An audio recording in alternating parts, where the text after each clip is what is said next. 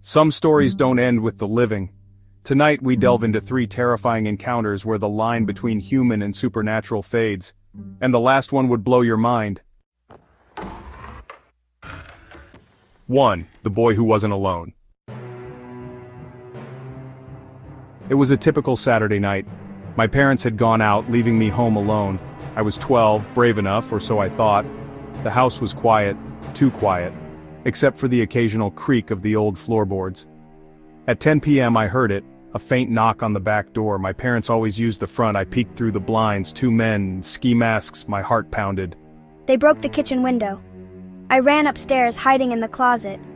Footsteps, heavy, deliberate, echoed through the house.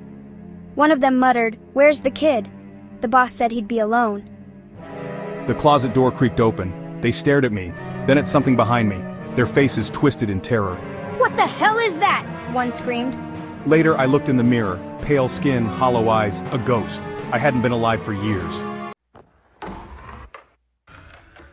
2. The shadow intruders.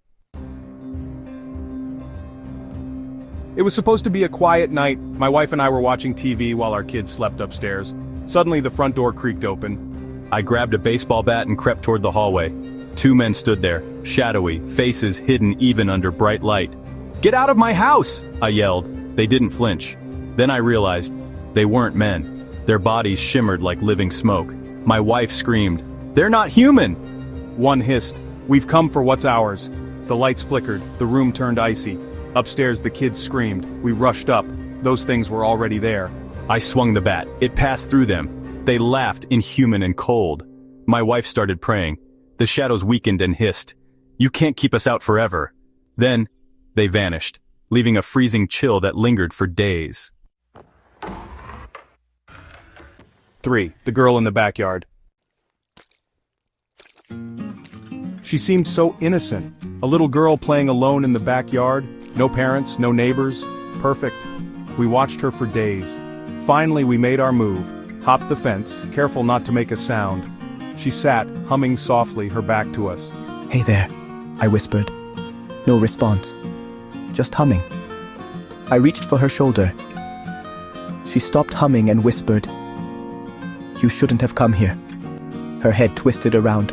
Black, empty eyes. A monstrous grin filled with jagged teeth. Before I could run, she lunged, inhumanly fast. Her small frame twisted into something monstrous. My partner screamed. It was over for him. I barely escaped, falling over the fence. When I turned back, she was gone. Later, I heard the stories. A family once lived there, but their daughter had vanished years ago. What returned wasn't her. Sometimes intruders don't realize they're stepping into something far worse.